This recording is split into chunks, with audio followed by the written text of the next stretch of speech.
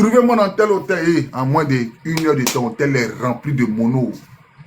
Et puis en même temps, même, voilà les libérés qui sont arrivés. Donc nous, notre hôtel là, c'est rempli de fancy, et de policiers, gendarmes. Et puis eux aussi, ils ont pris un coin là, un maquis, ça va, ils dorment. Donc, chacun a dormi. Puis matin, on s'est réveillé maintenant. On voit que dans Yopougon, c'est gâté. La résistance a commencé à s'organiser. C'est gâté, la résistance a commencé à s'organiser. C'est gâté. Ah, les gars. On voit les miliciens qui arrivent. Eux, ils ne sont pas prêts, n'est-ce pas? Donc, le GIA a commencé à se former en un temps record. Ils sont allés à la gendarmerie. Ils ont pris les armes. Voici aussi IB. IB arrive. IB arrive avec les armes, avec nourriture, sac de riz. Il crée maintenant, il fait sortir des t-shirts.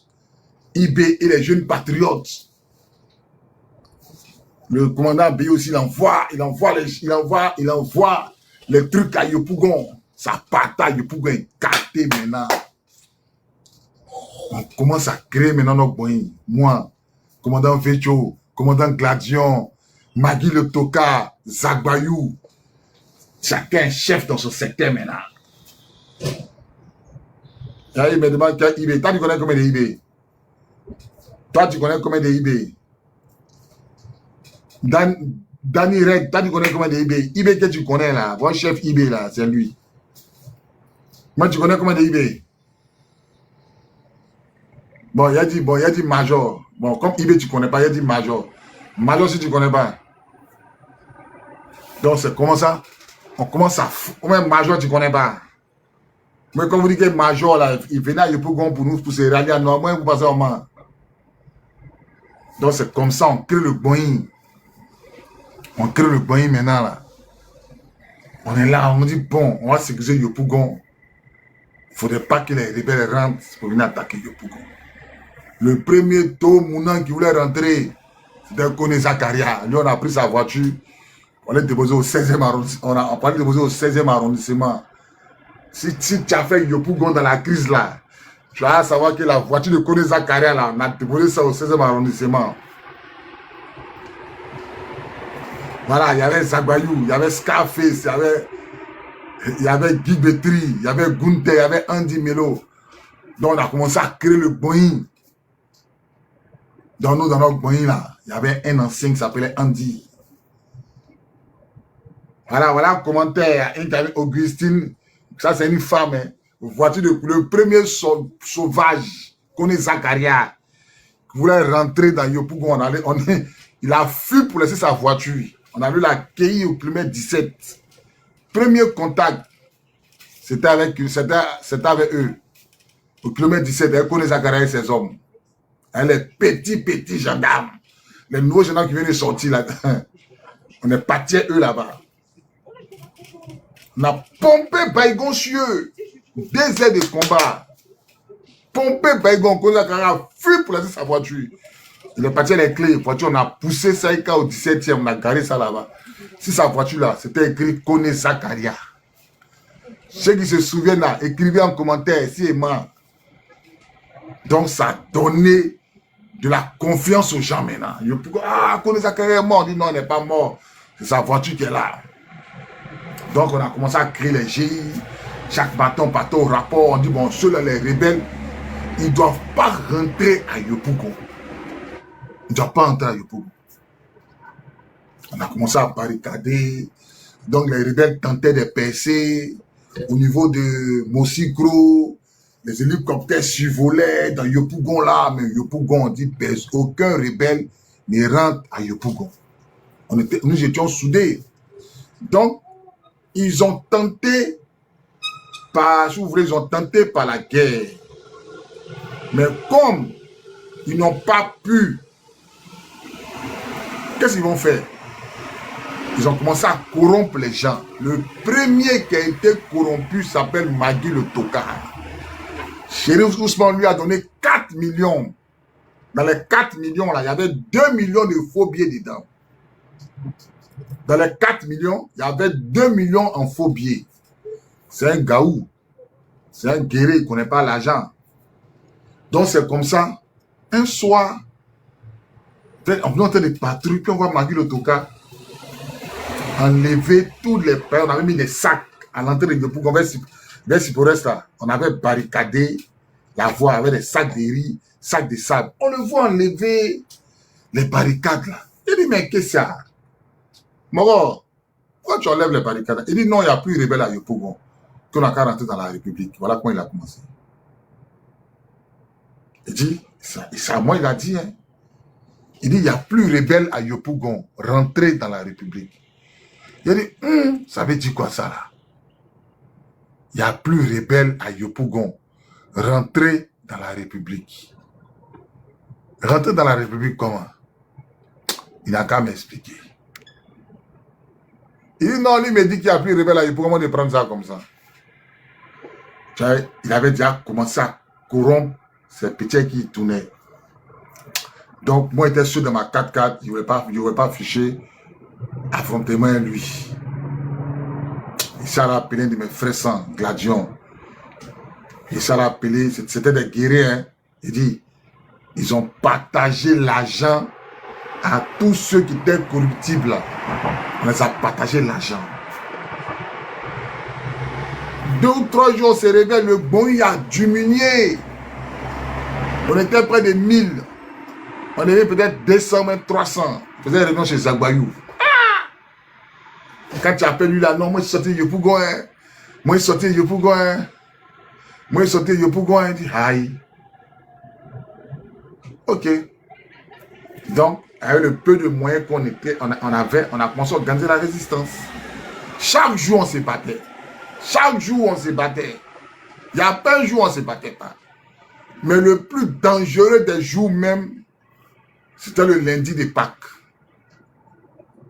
C'était le lundi de Pâques. On a fini de faire la réunion avec Zagbayou. On dit on va l'accompagner Magui le Toka. Il s'en va croiser IB. L'assaut final. Donc ce matin, mon matin que je suis sorti, c'est moi qui me lève le matin. Quand je me lève chaque matin d'abord, moi je porte mon casque lourd, puis mon gilet de la gare républicaine qui me prend ici, quand tout mon corps, ça me protège, c'est 40 kilos. Voilà. Jackie, il dit je confirme, c'est un de mes petits. Jackie, il faut monter, tu as expliqué. Jackie Siaka, il faut me faire ta demande, tu as monté. Tu as expliqué.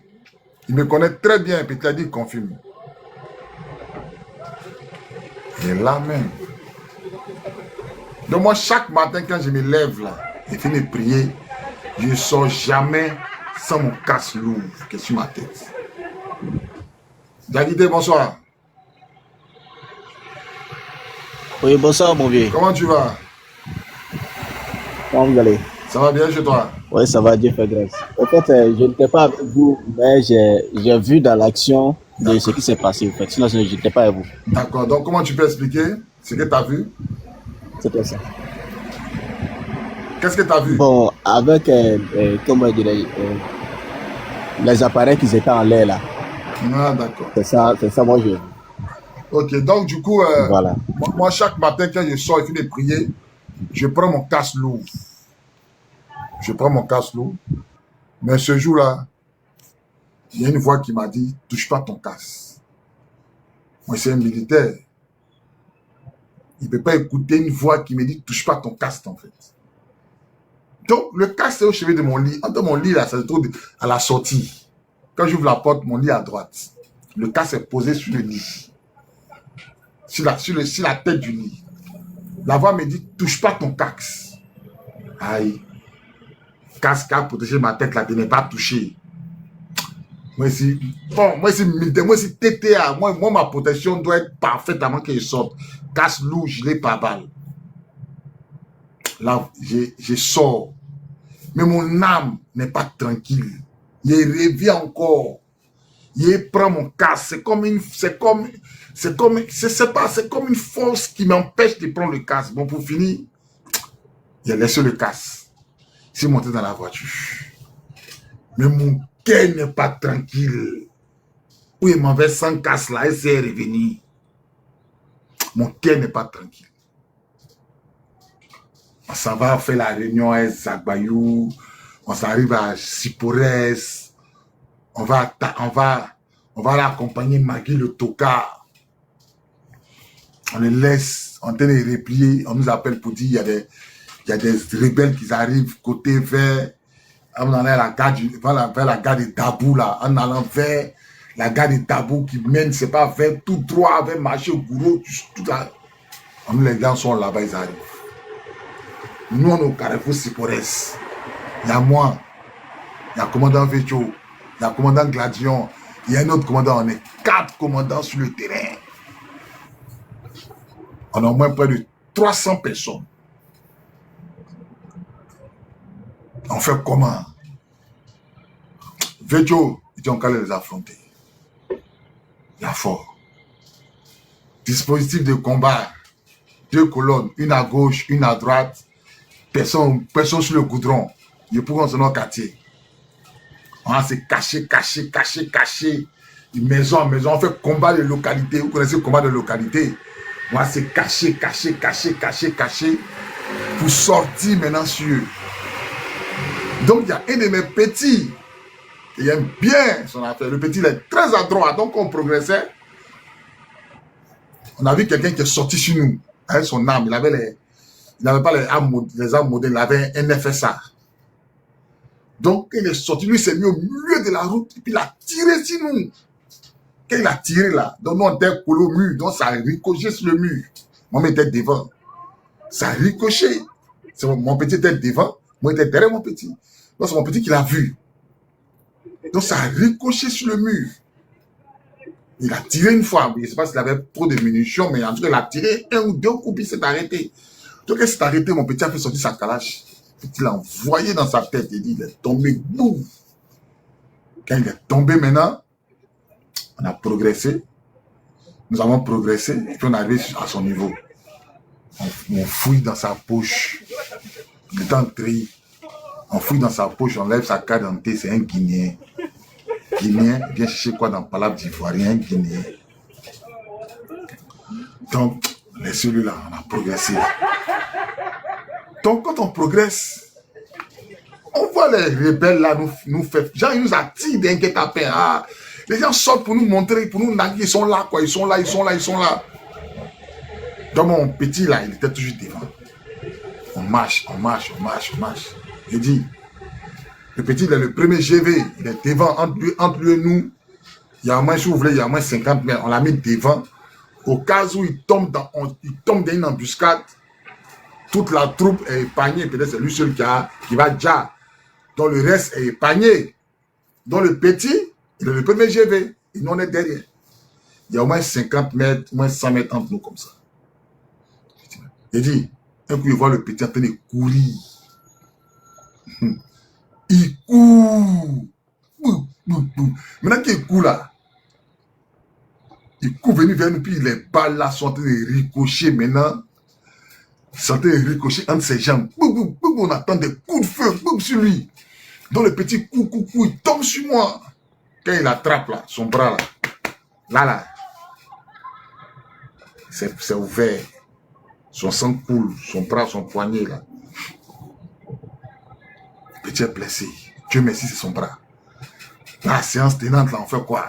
On appelle maintenant, puisqu'on avait garé la voiture garée, on appelle une voiture, venir le prendre pour l'envoyer à l'hôpital d'une clinique là-bas. On continue la progression maintenant. Là, petit est blessé. Je ne peux plus donner un ordre pour un enfant de quelqu'un devant. Donc moi-même, je me mets devant. Continue la progression. Vécho, il est à l'autre, il y a 2 voies. Vous connaissez Yopougon, côté Siporès, il y a une voie à gauche. On passe comme ça, puis il y a la voie au milieu. Donc on progresse. Et on arrive à côté d'un immeuble où nous deux, on doit se croiser. Nous, les deux groupes doivent se croiser. Donc moi, je me croise avec Vétu. Moi, c'est à droite, Vétu à gauche. Donc moi, je suis accroupi. C'est-à-dire que moi, je suis accroupi. C'est-à-dire que je suis accroupi. J'ai quelqu'un dans ma ligne de mire. Je suis accroupi. Et puis, il y a 100 ans, il y a une voix qui m'interpelle. J'entends la voix, abaisse-toi. J'entends la voix qui me dit, abaisse-toi. Abaisse-toi. D'abord, j'ai sauté une partie. Quand le matin, je me suis levé, on n'est pas parti directement au combat. Il y a un pasteur qui m'a appelé. Prophète Jérôme. Parce que moi, à l'époque, avant la crise, je faisais beaucoup de dons aux orphelins, aux veuves. En tout cas, je faisais beaucoup de dons, même aux pasteurs. Quand j'entends qu'un pasteur veut se marier, nous on est à la présidence, on avait le blé. Quand j'entends qu'un pasteur veut se marier, soit il achète le costume, soit la chaussure. Quand j'entends qu'un pasteur fait une veillée de prière, il est financé en fait. Il ne discute pas, hein. Il dit, mon Dieu, combien de chaises, combien de bâches. Il enlève le cash, il donne. Donc, c'est comme ça. Matin, 8h là, mon téléphone sonne, c'est prophète Jérôme qui m'appelle. Il dit, ah, mon fils, tu es où? Il dit, ah, mon fils, tu es où? Il dit, ah, mon fils, tu es où? Il dit, non, le vieux, ici quelque part, mais c'est pas loin, ça, Yopougon. Il dit, mais passe à l'église. Son église est au camp militaire. Il dit, passe à l'église. Il dit, passe à l'église. Il y a une prière pour toi. Il dit, ah, le vieux, moi, je suis armé, hein. Il y a mon gilet par balle, plus 3 grenades, pistolet, Kalachnikov sur moi. Il dit, non, ça fait rien. Son église, là, c'est au carrefour Gandhi, là, l'église à droite. Prophète Jérôme, c'est rentré. Il dit, non, ne te dérange pas, rentre tes âmes, tout. Il dit, à quoi? Il dit, non, Dieu m'a dit de faire une prière pour toi. Pied, en temps de crise. Il dit, non, ça pourrait être appelé. Donc, ici, rentré dans son église, où le pasteur s'arrête pour prier, l'hôtel, il m'a mis en genou là-bas. Il a pris, dans son église, je me rappelle bien, il y avait cône de bœuf. Les larges cônes de bœuf là, longs cônes de bœuf là, long là. Il a pris ça. Il a versé huile dessus, dedans. Il a versé beaucoup d'huile dans la cône. Puis il m'a mis en genou. Il a prié 6 mois. Il a prié 6 mois. Moi, il ne ment pas. Le prophète Jérôme n'est pas mort, il est vivant. Il a prié 6 mois. Il a pris le cône là. Il a versé une sur ma tête en fait. Donc mon gilet, papa m'était mouillé, tout ça. Bon, mon cher, il a prié. Il y a un petit 10 000. Il a enlevé, lui a donné à homme de Dieu, soit béni. Il n'a pas demandé où tu vas, rien. Donc c'est à la suite de ça là. On s'est retrouvé vers Pobédé là-bas. Derrière vers Pobédé, quand tu prends, on prend l'alignement des gars de Tabou là pour aller dans le quartier des Djouls là, vous connaissez. C'est comme ça. Donc, je suis arrêté. Et puis moi, Vétu, on se croise. Moi, le commandant Vétu, on se croise. Et nous, les deux commandants, nous étions devant. Et puis on se croise. Donc, Vétu et moi, nous sommes il y a un gars qui a arrêté, si tu voulais, à 600 mètres, qui nous ont nous larguer. Donc le gars, lui, il nous appâte en fait. Lui, c'est un appât qu'ils ont mis pour qu'on puisse sortir. Et en essayant de tirer sur lui, on se met à découvert, ils avaient mis un sniper à notre opposé. Pendant que nous, en train de braquer notre physique, comme ça, celui qui est devant, le sniper, il est là. Vous savez, moi, ici, caché, donc il fait face comme ça. Et le sniper, lui, me prend dans la tête, en fait. Un sniper sénégalais. Un sniper sénégalais. Les petits ici sont là, ils vont écrire, connaissent un sniper sénégalais. Donc c'est comme ça. Quand la voix me dit abaisse-toi, en fait moi je ne fais pas de mouvement. La voix m'a abaissé. C'est-à-dire que quand j'ai entendu la voix même a exercé une pression sur moi. Et puis j'ai entendu, j'ai pas entendu le coup de feu, hein.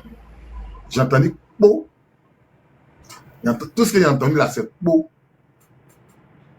Donc il a entendu po. Je me suis tourné, et puis j'ai vu l'impact. L'impact, j'ai vu l'impact. Donc, j'ai dit à Vecho, commandant Vecho, il n'est pas mort. J'ai dit, Vecho, sniper. Bon, Vecho, comme lui, n'a pas entendu l'impact. Et puis là encore, mon sang ne coulait pas. Donc, Vecho m'a dit, moi, Vecho, moi, c'est mon cadet, mais lui, là, il aime bien me taquiner. Il dit, oh, commandant, t'as peur. Et tu es devant, tu as peur, tu manques à sniper. C'est quand il m'a parlé.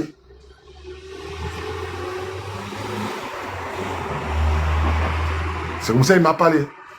Donc moi, il savait que... Donc pendant que lui et moi discutait, non, il était en train de le convaincre pour dire, mets-toi à l'abri, il y a sniper, mets-toi à l'abri, il y a sniper. Donc lui, Vecho, c'est un guerrier. Vecho, lui, dans sa vie, n'a jamais eu peur. Moi, depuis que je suis parti au combat, Vecho n'a jamais eu peur. C'est un guerrier. Là, lui, il n'a pas gilet par balle contre... Non. Lui, là, Vecho, lui, il a sa culotte. Il a sa culotte. Il a son petit tricot, son jakarta, son pistolet dans sa main. Voilà tout l'armement de Vecho. Lui, je ne sais pas s'il a un fétiche, mais c'est son armement qui est là. Donc, lui, on discutait, et puis le sniper a tiré sur Vecho. Mais Dieu merci, il a loupé Vecho. Donc, c'est qu'il a tiré sur Vecho là. Il a tiré 2 fois sur Vecho, puis il n'a pas eu Vecho. Donc, c'est là maintenant, on a calculé sa position. RPG, on l'a dégommé, vite. Quand on l'a dégommé maintenant, là, c'est que moi, mon sang coulait. Quand il a vu mon sang, là, je rappelle qu'il avait déjà pissé sur moi, hein. Il ne savait pas qu'il avait pissé sur moi. Mais quand la balle m'a frotté, quand ça m'a frotté, tout mon corps a commencé à trembler en fait. Mais Vecho, lui, il me voyait trembler, mais il pensait que c'était la peur. Il dit, ah, tu trembles, tu as peur. En temps, la balle venait de me frotter. Et là, moi, il avait déjà pissé sur moi, mais il ne savait pas encore qu'il avait pissé sur moi. Donc, mon sang, ça gicle sur moi. Mon petit, Stéphie, il est au BSSO actuellement. Il avait l'os des membres, je ne sais pas quoi, lui l'a affecté là-bas.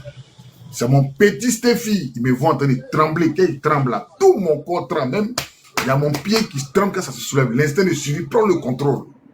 J'ai plus envie de là. Là, en cet instant T, je perds le contrôle, je perds tout le réflexe de soldat. Je n'ai plus envie de me battre. La seule envie que j'ai, c'est de jeter mon arme, enlever tout ce qui est sur moi comme militaire, quitter les lieux parce que je viens de frôler la mort. Et tout mon corps tremble, ma tête se mélange, mon esprit se mélange. Et puis, je sentais de trembler, je ne sais pas, mais les gens, ils ont vécu là, personne s'occupe de moi. Et c'est le petit Stéphie. C'est Stéphie qui court. Je le vois en train de courir. Il vient. Il me bombe dans ses mains. Le petit, hein, Stéphie, il me bombe dans ses mains. Et puis le petit me chuchote à l'oreille. Il me chuchote à l'oreille. Il dit, Dieu n'a pas dit ça. Voilà la phrase qu'il m'a dit. Il dit, Dieu n'a pas dit ça. Stéphie, est-ce qu'il est là? Je fais monter Stéphie pour le témoignage. Il me dit, commandant, Dieu n'a pas dit ça. Il me rappelle comme c'était hier.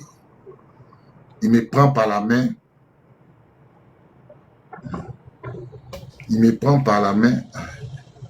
Il est là.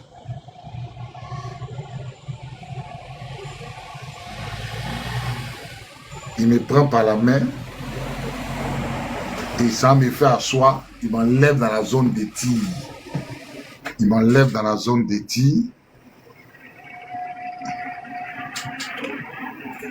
Voilà. Il m'enlève dans la zone de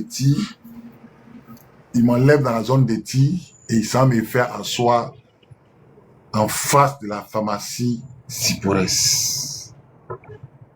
Ça me fait asseoir en face de la pharmacie Cypress. Là, mon sang continue toujours de couler. Et c'est là que je me rends compte qu'il est pissé sur moi, en fait. Il est assis. Je vois devant un mouillé.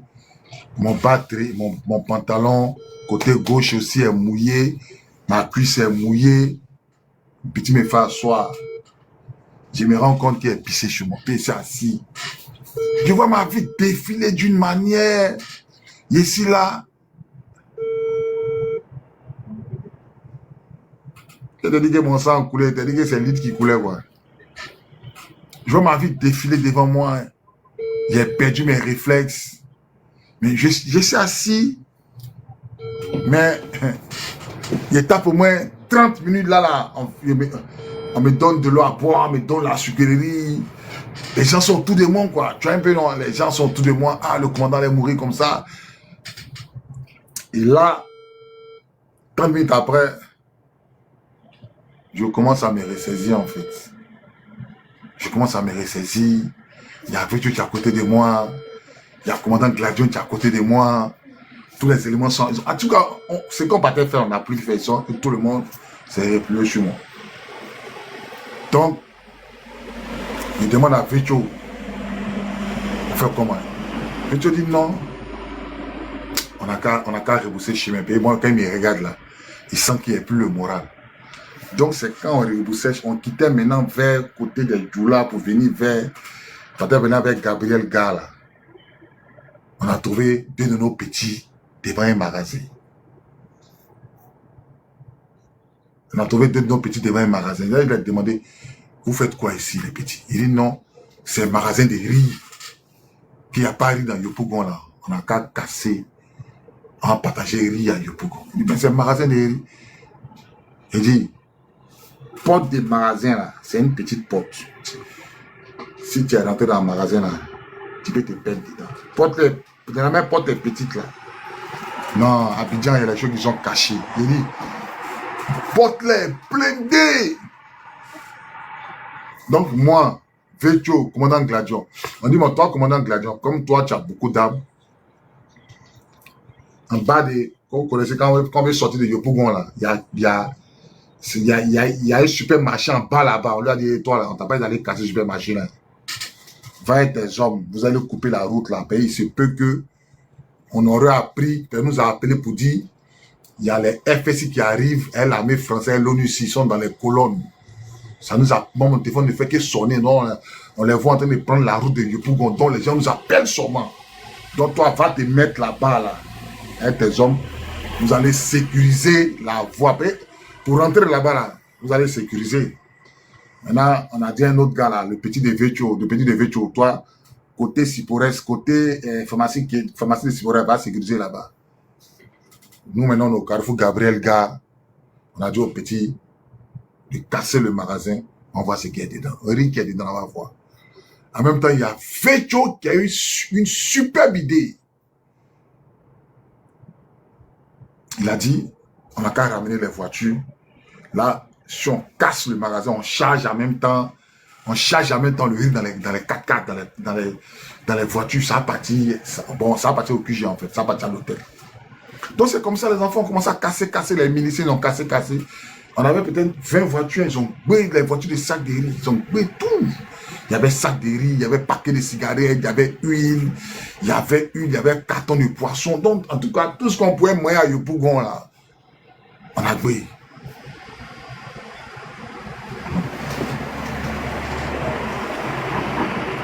On a gbé.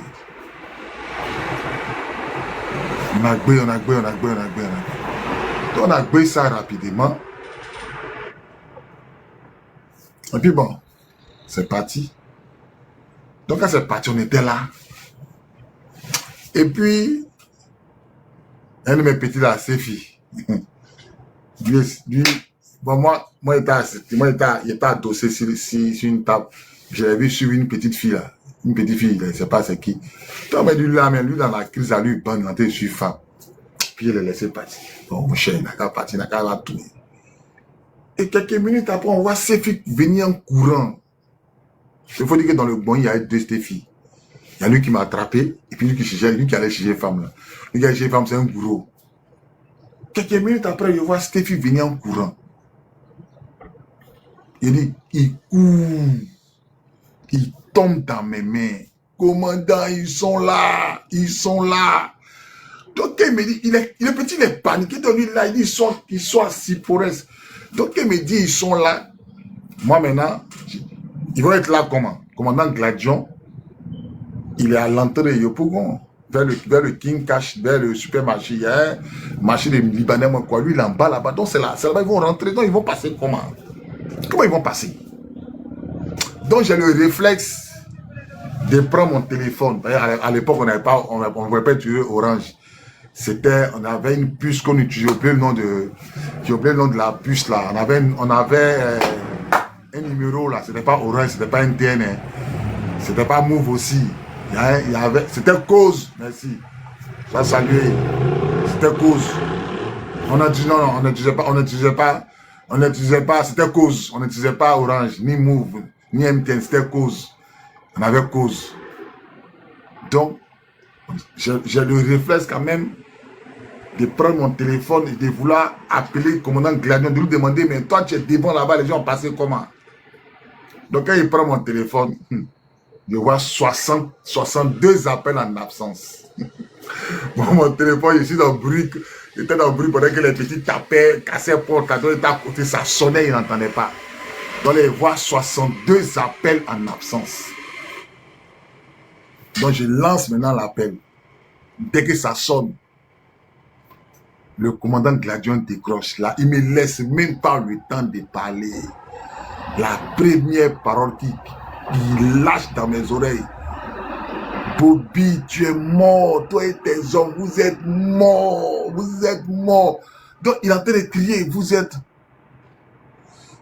Ah, il dit, donc il dit, on vous a... Ah, d'accord. Regardez le commentaire de... Regardez le commentaire de lui qui a là. Il dit qu'on vous attendait... Et puis ce qu'il dit là, c'est la vérité. Hein. Il dit, on vous attendait au terrain CP. Il dit, vous voyez que quand il a décroché là, il dit, Bobby, tu es mort. Toi et tes hommes, tu es mort. Donc moi, je lui demande, tu es où? Et puis il me dit, il est au terrain CP. Il dit, mais tu es parti depuis quelle heure? Je lui demande, tu es parti depuis quelle heure? Il dit, mais les tirs là, ils étaient en train de tirer sur nous. Il y avait des chars. C'est la France qui attaque. C'est la France. Il dit, tu dis quoi? Donc là, maintenant, là, c'est 15 ans. Mais on a déjà fait partie de tous les sacs de riz, tous les cartons de poisson, tous les cartons d'huile. Là, maintenant, il faut une progression. Il faut une progression maintenant à pied. Donc, là, il y a problème. Donc, et puis, je suis là, il y a une superbe idée qui me traverse l'esprit, en fait. Il y a une idée qui chicote dans ma tête. Parce que d'autres ont voulu qu'on passe par, on continue vers le sable là. On t'a Gabriel, gars. D'autres ont voulu qu'on va vers le sable. Il a dit non. Gladion m'a dit non, ils nous ont cerclés. Puis moi-même, il les connaît. Eux, ils prennent toujours les grandes voies. Donc l'idée, c'était qu'on passait dans les quartiers, on passait dans Ouassakara pour arriver au terrain CP1. C'était l'idée qui m'a traversé la tête. Donc, quand j'ai mis l'idée, il y a d'autres qui ont trouvé que c'était risqué. Donc, ceux qui ne voulaient pas risquer là. Là, entre nous là, entre nous là, les hommes ont commencé à parler. Tout le monde a commencé à chercher son nom. On ne peut pas te suivre. Il y a un jeune qui s'est levé. Non, on ne peut pas te suivre. Les gens l'ont demandé, tu es militaire. Il dit non. Bon, d'accord. Donc, tu es venu avec qui? Il est venu avec ses amis. Bon, on est vous deux. Allez-y. Vous voyez vos amis là. Allez-y. Il a regardé quand il a pris ses excuses, il s'est mis dans le rang. Donc, on prend maintenant la route de Ouassakara. On prend la route de Ouassakara. J'ai dit, on arrive un peu entre Ouassakara et Selmé. Car les rebelles les ont montés sur étages, les maisons étages des Sipores là. Ils nous ont vus en train de sortir de Ouassakara. C'est là maintenant ça a commencé. Boum, boum, boum, boum, boum. Ils sont sur nous. Et ils sont sur nous. Des 10, de quelle est la même? Des 13 heures jusqu'à 19 heures. Ils chaînent des coups de feu. Boum, boum, boum, boum. On se bat. Là, j'appelle Gladion maintenant. Ah, comment Gladion, tu es où? Il me dit, il a au commissariat, après c'est au 16e arrondissement de Makori, de Yopougon, il y a un commissariat, on appelle 16e. Il me dit, il est au 16e. Moi, mes gars, on lutte, on arrive au 16e. 16e est vide. Aucun gars n'est au 16e. Il dit, mais Gladion, tu es où? Il dit, non, lui, il a décoché au 16e, qu'il a Béago. Il a dit, mais non, on peut pas passer notre temps. Fuis. Là, position de combat, par là, va commencer à mettre. Boum, boum, boum, boum, boum, boum, boum, boum, boum, boum. Jusqu'à, voilà la pluie. Voilà la pluie qui descend maintenant. Quand la pluie a commencé à descendre là, c'est là, ils ont arrêté de tirer. Ma blessure, actuellement c'est là, hein. La trace est là. Actuellement la trace est là. Jusqu'à, ils ont arrêté de tirer. Et quand ils ont arrêté de tirer maintenant, là, c'est à cause de la pluie, ils ont arrêté de tirer. Et là, du coup, nous on était là comme ça, on ne savait même pas où partir. Je dis à mes petits, il y a un qui se rappelle, il dit pluie qui est tombée là. Il dit, pluie qui est tombée là. C'est pluie là qui nous a sauvés. Ils étaient venus avec des chars. En tout cas, ils sont venus avec une armée de Français. On s'est pris là. Boum, boum, boum. On sauvait un nouveau quartier, on sauvait ci-dessus. Et dit, on était encerclés des Français et des rebelles. On s'est battu pendant 9 heures de temps. 9 heures de temps, nous étions à court de munitions. Nous étions à court de munitions. Et quand la pluie est tombée, Dieu merci. Il y a un qui dit, c'est vrai. J'étais au nouveau quartier. Voilà ça. Moi, il ne m'a pas. Moi, il raconte pas Netflix. Moi, il t'explique ce qui s'est passé. On est à coup de munitions. Donc là, on ne sait même pas comment on va gérer la situation. Et j'ai dit à mes éléments, on n'a qu'à décrocher, on n'a qu'à quitter même la zone de combat parce que ils sont avec des chars, des missiles à coups portés, ils sont avec les Français, c'était des snipers. Il n'y a pas envie d'enterrer quelqu'un d'entre vous. On a progressé jusqu'à Béago. C'est à Béago là. On s'est arrêté à Béago. Il était dans les 19h, 20h. Et ce jour-là, il y avait. Ce jour-là, bizarrement, il faisait pas noir. Il y avait clair de lune. Donc, on s'est adossé en boing sur un mur. Puis il y a une petite fille qui a ouvert la porte. Une jeune fille. Elle a entendu nos voix. Donc elle a su qu'on était les Progbagos en fait. Elle a ouvert la porte pour nous demander l'eau à boire. Donc elle a fait sortir les bidons en caoutchouc là. Elle a mis l'eau glacée dans le nous attendons. Donc moi j'ai fini de boire. Puis je me suis tourné quand j'ai vu mes petits qui étaient alignés sur un mur. Quand il dit vous la quittez sur le mur là. Venez vous mettre quelque part ici. Parce que j'ai vu que les balles là, ça venait comme ça. Moi j'étais sur le mur, moi eux ils ne voyaient pas, moi ils voyaient. Il dit quitter sur les murs là. Venez à côté de moi ici. Il dit s'il y avait un qui avait réfléchi, moi s'il y avait un qui voulait s'abaisser, moi porter ses chaussures, moi sur son pantalon, il mourait là. Dès qu'il a parlé, ils sont quittés, il dit il y a une rafale de PKM qui a coupé le mur en deux. Boum, le mur est tombé. Moi regardez quoi.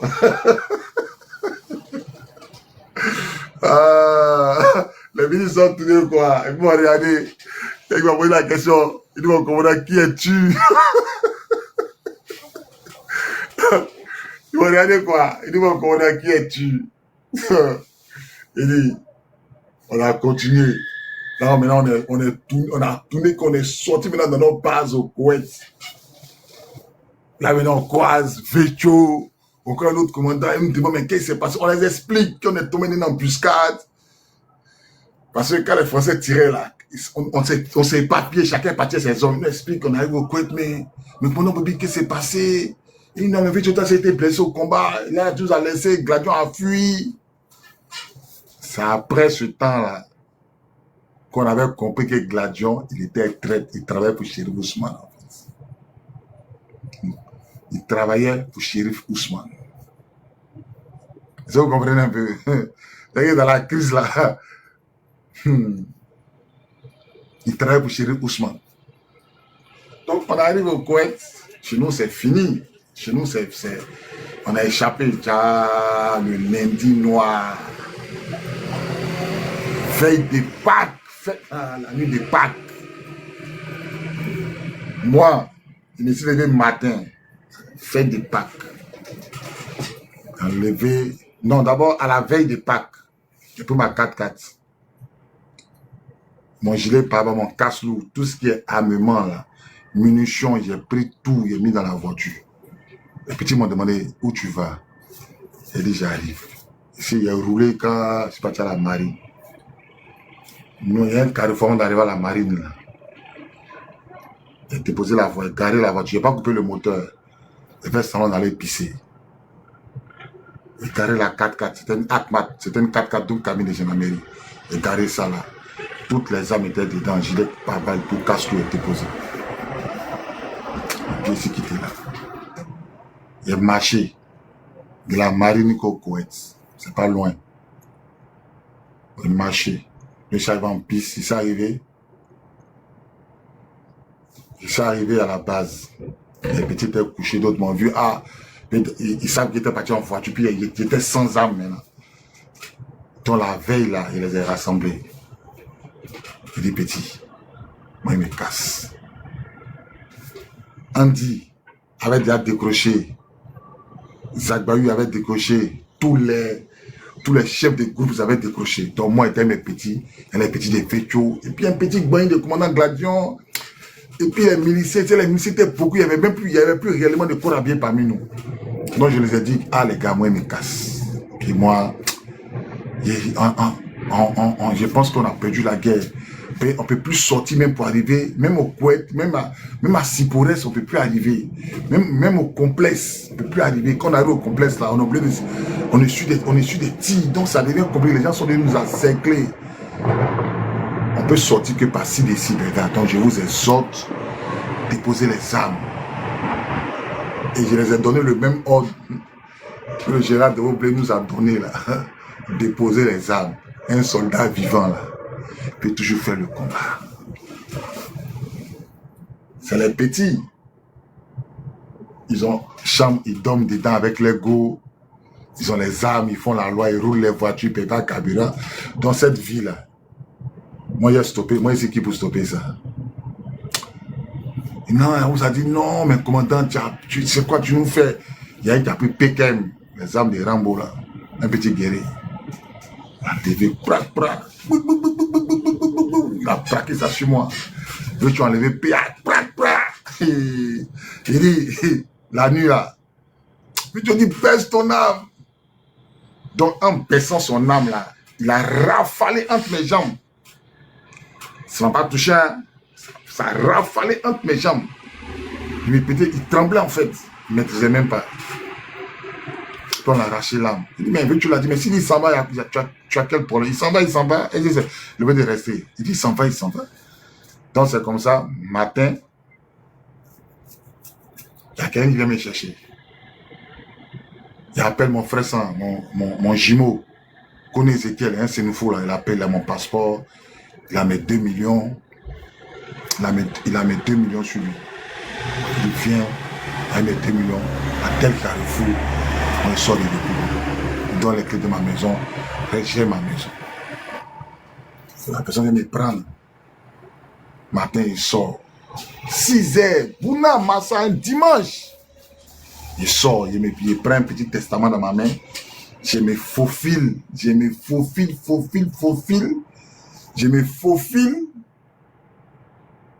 Parmi les gens, il voit les FSI. Ça contrôle pièces des gens, mais bizarrement, il y a peut-être un ensemble pagne, vous savez, les pantalons pagne, et puis oh là. Donc, eux, Jean, il me voit un papa d'une manière qui sent à l'église là. La Bible dans le testament. C'est faufile quand on sort à chose. C'était vête. Donc le gars qui m'a accompagné, il dit, ah, il était beaucoup accompagné. Il faut faire chemin seul. Il dit, ok, merci. J'arrive maintenant vers marché gros, des lièvres rouges. Non, cité verte. Cité verte. Il y a un con, on prend les woro, il voit les woro, il attend. Poboué, plateau. Il voit que cité verte, les gens vont à l'école là-bas, la vie a repris. Les magasins sont verts, mais en temps nous, Yopougon, Nyangon, Koweït, Sikoji, Nouveau Quartier, c'est la guerre qui est là-bas. Attends, je me rends compte qu'ici, dans deux mondes, quoi. C'est-à-dire que dans même Yopougon, il y a deux mondes. Aïe, c'est quel monde ça là? Il y a deux mondes. Marché Bagnon, c'est marché Bagnon. Ah, il y a deux mondes ou bien? Selmer, Yopougon, Nouveau Quartier, Koweït, Sikoji, c'est la guerre, Nyangon. Mais marché Bagnon, là, les gens vont à l'école, la vie a repris, les gens sont dans les bars, dans les... Aïe! Je dis, ouais. Donc, pendant que je suis en train de réfléchir, quoi, je vois quelqu'un qui me regarde, et puis il est surpris quand il m'a vu, quoi, là. Donc, quand il m'a vu, nos yeux se sont croisés, là. En même temps, il a jeté son regard comme s'il cherchait quelqu'un. Il y avait des FSI. Il y avait des FSI qui cherchaient, qui étaient là. Il cherche, genre, il va appeler les FSI là pour m'attraper. Donc, quand il a mis son regard ailleurs, on s'est regardé. Donc, quand il a détourné son regard là, il me s'est abaissé en même temps. Donc, quand son regard est venu sur ma position, il ne me voit pas en fait. Et donc, dans sa tête, il s'est dit que moi, je suis parti tout droit parce que lui, il est devant moi. Donc, il s'est dit que peut-être moi, je vais courir pour aller dans ce sens-là, puisque lui, il est devant moi là. Il est en face de moi. En tant que moi, je suis abaissé en bas des voitures là. Et je le vois en train de parler les FS là, puis il est en train de monter ma position. Donc, il est en train de monter ma position, il est parti comme ça. Donc, pendant qu'eux venaient vers moi, moi, je les ai contournés. Et puis, on a changé. C'est-à-dire qu'on a changé de direction. Et ils sont venus dans ma direction. Et puis, moi, je suis parti dans leur direction. Donc, ils ont commencé à partir là-bas. Puis, moi, je partais là. Je me suis tourné. Je les voyais partir. J'ai commencé à marcher. Et stopper une voiture. Il m'a dit, non, lui, va. Il va où ça? Il dit, il va à Port-Boué. Il dit, il m'a demandé si c'est monnaie. Il dit, non, il reste. Il dit, c'est 1000 francs. Il est ici monté. Et il faut laisser deuxième place. Avant, mais il paye. Il laisse à long. On arrive 13 villes. On passe. Où il a bien vu la ville même là. C'est au plateau. Les enfants vont à l'école. Attends, mais qu'est-ce qui se passe? Port-Boué, Aigbe, la vie a repris. Ils sortaient l'été midi d'une manière, ils voient les gens sont dehors. Mais qu'est-ce qui se passe? Ah, donc c'est qu'ils ont vu à Yopougon là. C'est un autre monde, hein. Dans Côte d'Ivoire là, ça a repris déjà. Il arrive à Port-Boué. Il arrive Makuri, grand café de Koumassi. Moi, mes parents habitent à Koumassi. Il descend. Elle a dit non, s'il descend, il met automatiquement la vie de mes parents en danger. Il continue mon chemin. Mes parents sont pas militaires. Il continue à Port-Boué. Il arrive à Port-Boué, tout corridor. Des FSI. Ça contrôle. Chauffeur là, c'était un Djoula, donc la palais de Djoula là-bas, nous n'ont pas contrôlé, on a passé le fond. Hein. Il dit, mais tu descends pas, il dit, non, il est parti à Bassam, mais toi, allons. Arrivé à Bassam. Il n'a pas mon téléphone, il appelle mon frère sans Vécho. Il dit, non, moi, c'est pas là, il dit, mais ta maison. Il dit, il n'y a personne, il faut casser, il faut sauter, que tu casses la porte du salon, tu rentres, c'est chez toi, mets-toi là. Il dit, mais tu as oublié ici dans mon bunker. Il dit, hein? C'est comme ça, il saute la clôture, il casse sa porte. Il y avait des plaques sur moi, mais ici, sale. Jean, où les fesses m'ont raté, là, il me s'est abaissé par terre, plaquage au sol, ramper un peu, pour contourner les gars, donc c'est un peu sale. Donc il me dit, j'allais acheter quelques habits. Donc il sort. Il sort un peu des bassins, il traverse un peu la route. Je ne sais pas si c'est Jatak à Bassam là, il y a un Jatak. Il y a un Jatak qu'il croise là. Il y a un Jatak qu'il croise. je me dis, j'ai acheté quelques habits. En même temps, je vois, j'attaque à Bassam, j'attaque, moi c'est quoi, mais oublie un peu. En même temps, je vois un petit modèle là, Erika, qui a été téléphoné à la cabine. Je vois Erika, un petit modèle, bien chic, bien clair, là, Ngo Baoulé. Donc, moi, mon téléphone dans ma main, il y a ma puce cause. Il y avait ma puce cause R100, il y avait unité. Il y avait unité R100. Il y avait unité R100 dedans. Il y avait unité R100. Donc, il voit le modèle en train de téléphoner. Ici, Fanta. Ici, Fanta. Le mousseau est là, ici, Fan. Donc, il a approché. Il m'a dit, Erika, il a dit, excusez-moi. Donc, il a laissé communiquer quand. Mais il voit qu'il a passé beaucoup d'appels, quoi. Il est dans ma maison. Il a dit, tiens mon téléphone, tu peux appeler sur mon téléphone. Il m'a regardé Wake en bas. C'est-à-dire que moi, je lui donne mon téléphone. Elle prend. Elle me Wake en bas. Elle appelle, elle passe les coups de fil. Quand elle finit, elle raccroche. Puis elle me regarde dans les yeux. La première phrase qui sort de la bouche d'Erika. La première phrase qui sort de la bouche d'Erika. Elle me dit, c'est pas vous les gens de Gbagbo on cherche là. Je dis, mon cœur a fait bouh. Elle a répété, elle dit, c'est pas vous, les gens de Gbagbo on cherche là. Elle a mon choqué en même temps. Elle dit, elle va candidater. Moi, je suis pas ministère. Moi, je suis militaire de Côte d'Ivoire de la garde. Elle dit, mais c'est vous on cherche là. Mais toi aussi. Et puis après, elle a commencé à sourire. Je lui ai dit comme ça, tu sais pas quoi on peut aller manger. Et de toute façon, tu es habillé, comment tu es sale. Et non, est-ce qu'on peut trouver un jean, une paire de crêpes. Puis moi, je vais me changer. Donc, il m'a pris, on allait dans le magasin. On a fait quelques achats rapides. Puis je l'ai laissé. Est-ce qu'il peut me coiffer? Non, j'ai ça me coiffer, quoi. Il me s'est fait un peu propre, brossé. Puis ça faisait combien de mois, combien de semaines, il n'était pas brossé, là. Il s'est allé me brosser.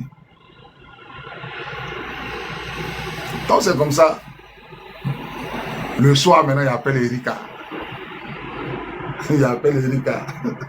Il dit, Erika, tu es où? Il dit, non, c'est Bobby. Est-ce qu'on peut se voir ce soir, tout ça? Il n'y a pas de problème. Il met la prendre vers les 15h, 16h par là. La go m'envoie quelque part à la plage à Bassam, là. Il y a un restaurant de Bassam, à la plage d'une manière, on est là-bas. Elle devait nager, là, il paye. Je paye maille de bain pour elle. Elle maille de bain était 2500. On a mangé. Donc, tout ce que la main, là, à moins d'une heure de temps, ça faisait 50 000, hein, 50 000, 60 000, là.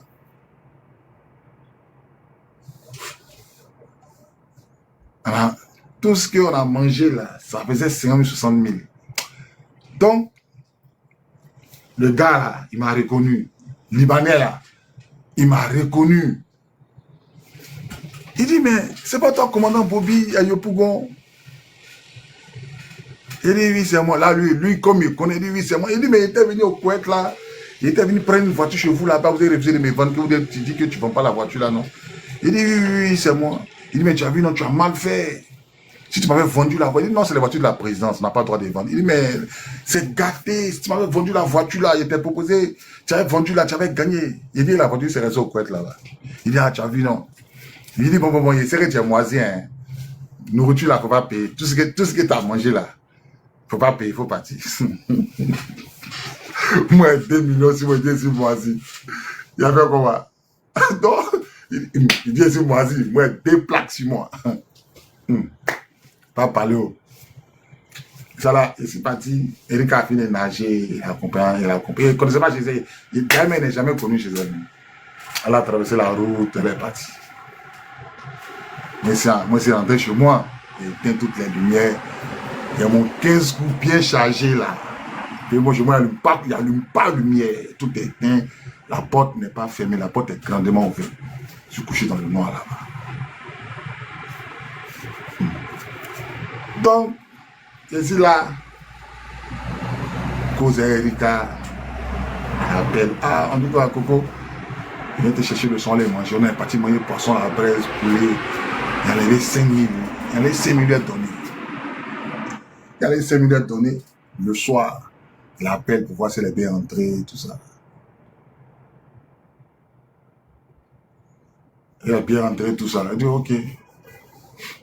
Donc, moi, il appelle maintenant. Le lendemain, il appelle qu'elle est midi, qu'elle la voit, tout ça. Elle dit, allô? Elle fait comme ça, elle ne me connaît pas. C'est qui? Elle dit, c'est qui? C'est qui? C'est qui?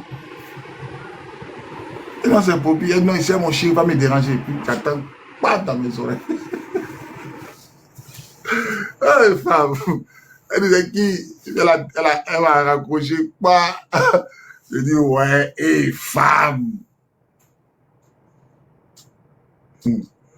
C'est là. Moi, c'est un militaire, on a habitué à ça. Il dit, c'est mon chéri, puis boum, elle a raccroché.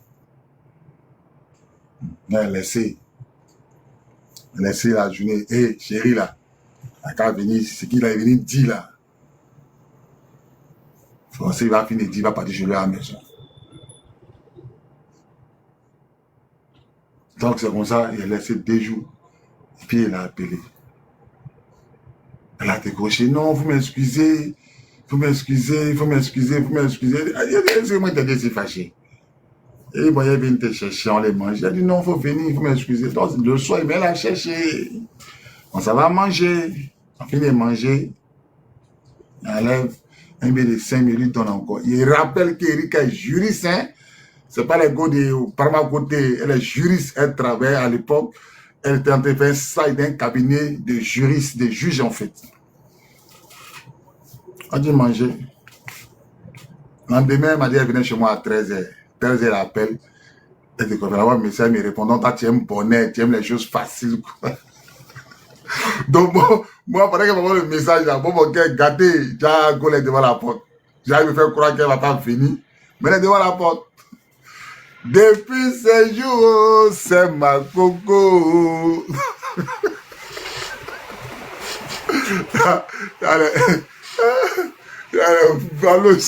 Ils sont branchés depuis ce jour-là. C'est devenu ma coco. Donc, vous comprenez. Donc, c'est devenu mon mousseau. Mais il y avait peur, en fait. Il y avait peur de son niveau intellectuel, en fait. Parce que la go est skinny, elle est propre.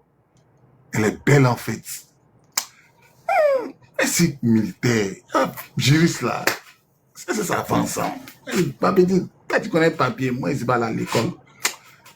Mais c'est un béret rouge. On aime la violence, on aime la guerre, on aime se battre, on est comme nos patrons.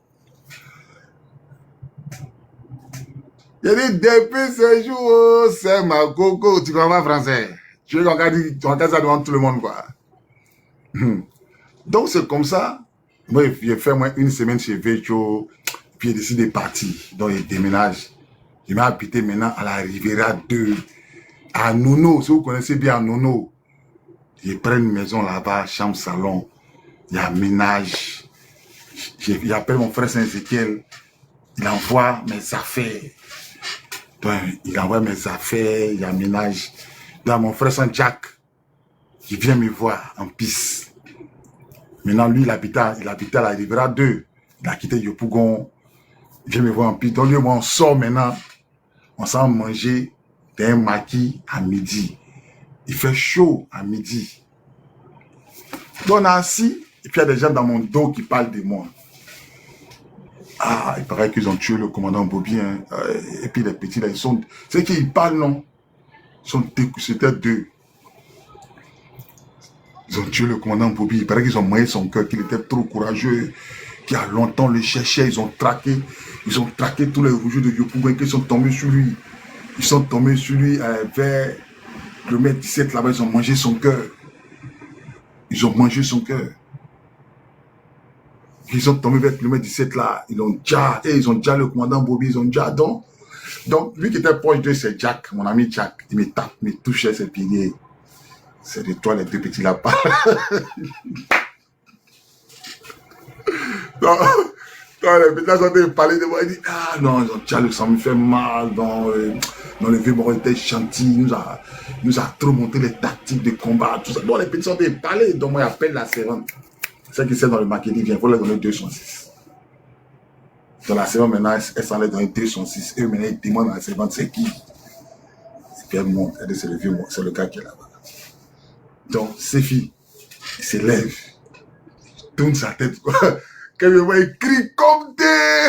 Il dit, maudit, c'est la retrouvaille. Je sais mes enfants. Il dit, maudit, là. Tant qu'il t'a dit, on va tuer. Il dit, mais vieille, on a pris qui ton déjà, on a pris qui ton main, ton cœur, tout ça, là. Il dit, et c'est vie, moi c'est vivant. Donc il a commencé à me toucher. Mon monnaie c'est toi, mais il dit, mais ça ploie, yo pougon, on dit, on t'a déjà, ils t'ont attrapé. C'est la route de Dabou. D'abord ils ont déjà dit, c'est quand ils t'ont dit, non, moi tu m'as fait grâce. Moi ils m'ont pas déjà, tu m'as fait grâce. Il dit, moi ils m'ont pas déjà, tu m'as fait grâce. Donc il dit, mais donc il dit à même, il dit, mais Stéphie, toi tu habites. Il dit, moi il habite à côté. Et puis bizarrement, moi Stéphie, où il a pris ma maison là? C'est sur le même aliment qu'il habitait. Il dit, mais commandant, ici, il dit, mais les autres, il dit, mais tout le monde a Tchengen, soit à Basse, d'autres soit à Basson, d'autres soit à Dabou. Il dit, moi, il y a un plan pour vous, les gars. Il dit, il y a un plan pour vous. Il dit, mais commandant, tu as quel plan? Il dit, non, moi, ils sont en contact avec. Il y a un chef de guerre qui était à la BAE, à Djagao, ils m'ont appelé au téléphone. Il dit, tous les petits miliciens, là, devenir toutes les armes, ils vont vous mettre dans l'armée. Donc, je préfère qu'on ait cette base-là, les petits. Je vais vous caser, non? Et puis moi, je vais continuer ma route. Je vais vous caser, je vais continuer ma route. Vous savez que nous, on est militaires. Tôt ou tard, demain, je vais reprendre mon service. Donc, c'est comme ça, je prends au moins 30 de mes petits, ceux qui ont répondu à mon appel. On est parti à la BAE. Vous êtes déposés là-bas. Donc, c'était là-bas, les gars dormaient, les gars mangeaient. Et puis un matin, on les a pris tous, on les a envoyés au Maroc pour aller faire formation. Ouattara Abdougaza Soma, il remercie le chef de la BRA pour ça, il a tenu sa parole, le commandant Djagao, il a tenu sa parole en fait. Voilà. Donc pour les petits, ils sont partis au Maroc pour une formation. Dans la plupart de mes petits, d'autres ont été affectés à la force spéciale, d'autres ont été affectés au PCSO, à l'OS, le Mans. Puis il y a d'autres aussi qui n'ont pas eu la chance par rapport à la taille. Bon, sur les 30, il y a une vingtaine qui sont entrés, il y a 10 qui ont relâché. Il y a 10 qui sont retournés à la vie civile, tel que mon petit Stéphie, qui parlait qu'il était mort. C'est le même petit Stéphie qui m'a pris dans ses bras, quand il était blessé. Lui, actuellement, il est dans la garde, rapproché du président de la République, Laurent Gbagbo. Du président de la République, Laurent Gbagbo, il est dans la garde, très, très rapproché du président Laurent Gbagbo. Voilà. Donc, voilà un peu l'histoire. Ils sont partis. Moi, j'étais à la maison. Je rappelle qu'il y avait un autre groupe de FSI qui me cherchait parce qu'on les avait tellement traités. Donc, moi, je partais chaque matin faire mon ralliement à l'état-major. Je partais signer les papiers. Je rentrais à la maison. Je rentrais à la maison chaque matin à partir de 10 h. Je quittais le camp. Et c'est comme ça un jour, très bien habillé d'ailleurs, je rentre au camp. Je finis de faire ce que je dois faire, signer la paperasse. Et je sors. C'était moi, j'ai plusieurs fois donné. Hein, et je sors en allant vers un dénier là. En bas, il y avait les Wara, il y avait les Bakat de la Rivera 2. Pour ceux qui connaissent bien un dénier, ça s'appelle un pompier là, c'est à la gauche. Et puis à droite, là, il y a une maison inachevée. C'est pas si c'est maison de. On dit c'est une maison envoûtée, moi je sais pas quoi là. Il y a une maison à droite là. Et puis en bas, quand il va, il y a un carrefour, il y a beaucoup d'eau là. À côté là, il y avait des policiers qui aimaient bien s'arrêter pour siffler. Là-bas, en bas, là-bas, il y avait le Bacat de la Rivera 2 qu'on prenait. Donc moi, je sors le lundi là, de l'état-major. Je marche en treillis. Et je vois une 4x4 qui sert devant moi.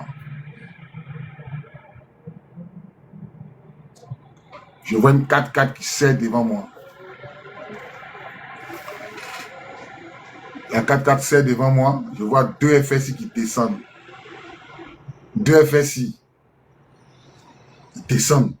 Hein, les vieux fusils, les Uzi là. Donc, montez. Rougeau, montez. Rougeau, montez. Moi, dans ma tête, ils avaient déjà enlevé plein de mes promos, plein de mes cadets. Donc, dans ma tête, je ne vais pas permettre qu'on m'enlève en fait. Ce jour-là était tellement sapé. C'était un beau jour pour mourir en treillis. Dans ma tête, moi, on ne m'enlève pas. On me déjà, ou là, devant un dernier, là, on me déjà là. Parce que si vous voulez m'enlever, ici, quitter au camp, si c'est le commandement FSI qui me cherche, ils savent où me trouver. Mais c'était les éléments incontrôlés, les gens qu'on a chicouta, Yopougon, dans tous les vous connaissez les éléments incontrôlés, FSI qui voulaient venir casser les banques. Donc c'est eux-là qui me cherchaient beaucoup parce qu'on a pompé Baïgon sur à cause de, ils voulaient casser la mairie de Yopougon, ils voulaient casser les banques qui étaient sur le tronçon de, à Yopougon en allant vers Sipores là. Les banques qui sont sur l'alignement là. Et ils ont voulu casser ça. Et ces banques-là, nous, on n'a jamais voulu que les gens cassent. Donc, quand ils venaient casser, là, il y a les mamans qui étaient dans les bâtiments nous appelaient, ah, ils arrivent, hein, ils veulent casser. Donc, nous, on partait les chicoter. Donc, en fait, eux cherchaient à rentrer en contact avec moi pour négocier, pour qu'on puisse casser ça ensemble. Donc, moi, j'ai jamais voulu. Donc, on les a tellement chicotés à cause de l'argent, là.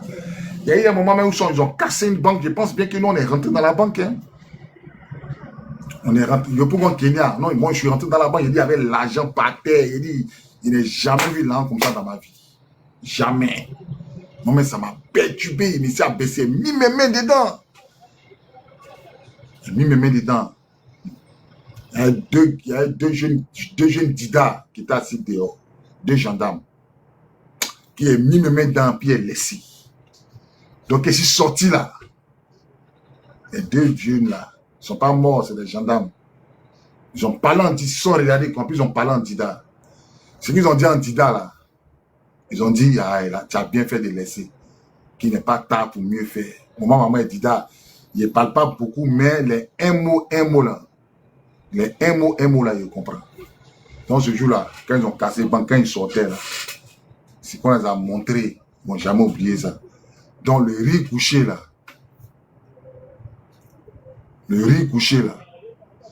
c'est ça qu'ils ont envie de me donner là. Ils m'attrapent devant un état-major, devant un dernier. On a commencé à me brutaliser. Montez, on a commencé à lutter. Donc il y a un qui a appelé son âme. Moi, je suis resté tranquille en même temps. Je ne les suis pas. Hein. Quand il me tire, il ne bouge pas. Donc voilà, vite là, ça descend. Aïe. C'est qui ça? Hey, quand Dieu veut te sauver, mon fils qui est formé à l'école de police, lieutenant Mackenzie, c'est lui qui est chef de patrouille.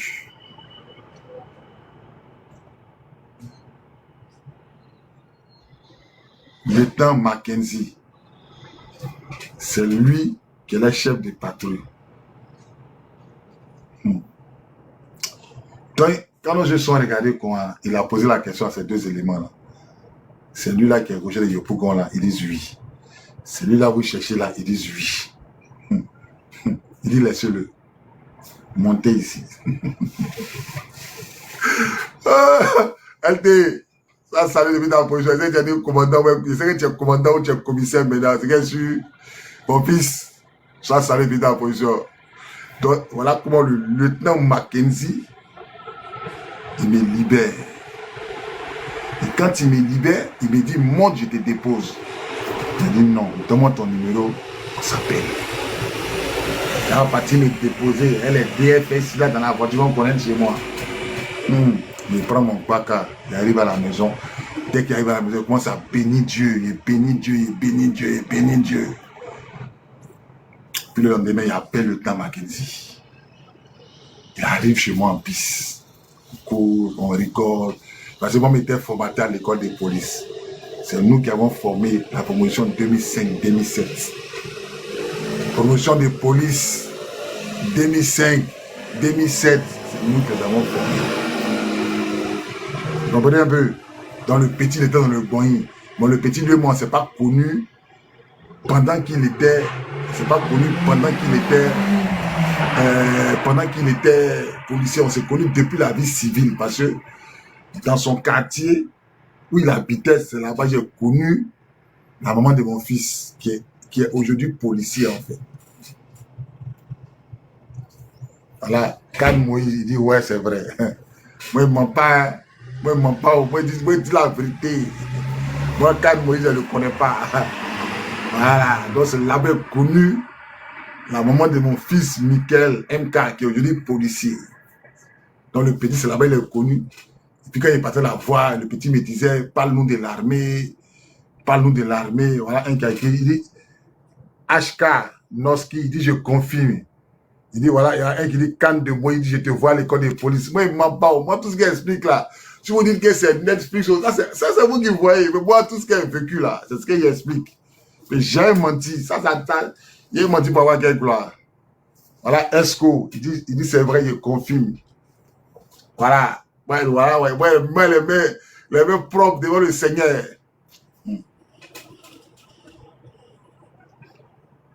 Vous comprenez un peu? Donc voilà un peu ça. Donc c'est comme ça. Il a commencé à faire mon petit chemin. Et ils m'ont pris un matin. Ils m'ont envoyé à Korogo. J'ai tapé 2 ans à Korogo. 2 ans à Korogo. Mais il y a des gens qui me demandent ma plus grande fierté dans l'armée. Je vais vous dire ça aujourd'hui. Il y a un qui a posé la question, quelle est ta plus grande fierté de l'armée? Il y a un qui me pose la question, il y a un qui m'a posé la question au début que j'ai commencé. Il m'a dit, mon commandant, quelle est ta plus grande fierté de l'armée? Quand je suis arrivé à Korogo, je suis arrivé avec ma Mercedes CLK 580, non 550, Mercedes cabriolet, toit panoramique, gris cendre, phare arachide. Un béret de la gare de sur moi, bien jagger, en tout cas bien propre. Bien propre, c'était en Paul Siloué demande c'était en quelle année? Paul Siloué c'était en 2012 si j'ai bonne mémoire. 4e RM, 4e, ils m'ont affecté à Korogo à la 4e RM, 4e région militaire. On appelait ça le camp blindé, 4e région militaire. Voilà, phare arachide, mais vous n'avez pas connu phare arachide, vous êtes des enfants. Moi, la quarantaine, phare arachide, Mercedes phare arachide, gris cendre, toit panoramique, c'est-à-dire toit ouvrant. Voilà, Paul Soué, tu peux te renseigner, moi, j'étais à la 4e RM. Quand je suis arrivé à la 4e RM, autour du camp, il y avait des maisons, Il y avait des maisons de Bala Keïta qui a été pillées, ils ont pillé la maison de Bala Keïta. Au camp blindé là, où il y avait les pompiers à Korogo là, tu connais pas où il y avait les pompiers à Korogo là, où les pompiers étaient là? Au camp blindé là, tu connais pas? Non, ça, au résidentiel, c'est là-bas il habitait. Au résidentiel, c'est là-bas il habitait. Mais le camp blindé même là, c'était où il y avait les pompiers là. Les pompiers et puis les militaires étaient dans le même camp. Voilà une qui confirme. Moi, il ne ment pas. Elle dit, mon vieux, c'est ma soeur qui vous a donné l'eau glacée à Yopougon là. Voilà une. Voilà son commentaire. HK Noski 225. Voilà le témoignage. Il dit, c'est une fille, elle ne connaissait pas, elle a donné une voix. Elle a ouvert. Elle a donné l'eau glacée dans le bidon blanc. Petit bidon blanc. Voilà. Donc nous là, 4e RM, où il y avait les blindés et puis il y avait les militaires là. C'est là-bas il était. Et ma plus grande fierté, un vendredi, je me suis habillé, bien jagger dans mon tri, et je suis sorti à côté, il y avait une boutique. Il y avait une boutique, c'était une femme qui gérait. Donc les militaires étaient assis là-bas. Elle vendait bouillie. Elle vendait la bouillie. D'autres jouaient dames. Puis j'ai garé ma Mercedes. Et c'est pas, qu'est-ce que c'est venu acheter? Je sais pas si c'est quoi c'est venu acheter. Mais quand elle finit d'acheter, puis elle donnait d'eau, la go à Dianjoula. Elle a dit en Djoula, Gbagbo Teni Nana, le petit de Gbagbo est là.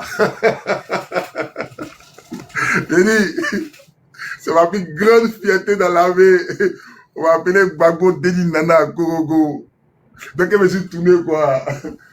Je me suis tourné quoi. Nos regards sont croisés et puis elle sourit d'une manière là. J'ai dit ouais. Elle sait que c'est. Mais d'abord il s'habillait là. Et puis on lui a dit que c'est petit de Gbagbo. Gbagbo m'a regardé, qu'elle finit de payer. Puis elle a dit en Djoula, Gbagbo Teni Nana, le petit de Gbagbo est venu. Ouais, les gars, ça c'est ma plus grande. C'est ma plus grande fierté. Au camp là, 4 RM là, il y a une voix comme ça. Et les maisons sont puis les filles, quand il y a au Carrefour là, juste un peu, elles ont pris une bata. Elles vendent du riz préparé, elles vendent cigarettes, elles vendent. Voilà, qui a dit oui, c'est vrai. Moi, je ne mens pas. Voilà, chez la moutarde. Moi, je suis toujours là. Tout ce que vous dites, je vais témoigner. Au tournant là, j'ai gardé ma Mercedes Farage. Je ne sais pas que c'est. Elle vendait les sachets des gbélés là. Les sachets des gbélés, à l'époque, c'était 50-50. Donc moi, je n'aimais pas ce que les gens préparent. Quand on dit, bon, il est venu payer quelque chose. En tout cas, il ne sait pas qu'est-ce qu'il est venu payer. J'ai gardé ma Mercedes, puis c'est descendu. Quand elle finit de payer, donner d'eau, la voix a dit en Djoula. Gbagbo Teni Nana. Le petit de Gbagbo est arrivé. Je dis, je ne comprends pas Djoula, mais ça là, ça va compris. Petit de Gbagbo est arrivé. Je me suis tourné comme il est regardé. Il dit, la fierté. J'ai démarré ma Mercedes, non. T'es trop content. Donc, ici, elle a expliqué ça. Mais moi, j'habitais au résidentiel. Donc, j'habitais chez un Kramoukoche. Le papa de Unfa. Il habitait chez le papa de Unfa. Un Kramoukoche. Il habitait chez un marabout. Donc, moi, il prenait ses enfants comme mes petits frères. On sortait pour aller au classé. C'est moi qui payais. Et puis, il a demandé à Unfa. Unfa, voilà ce que la fille m'a dit. Mais Unfa me dit, mon vieux, quand on te regarde là, tu n'es pas même chose à nos frères, tu l'as dit. C'est ma plus grande fierté, les gars. Gbagbo Teni Nana, le petit de Gbagbo est arrivé à Korogo. Un béret de la gueule sur ma tête. Macaron soleil. Voilà. Donc, les gars, je pense qu'on va s'arrêter là.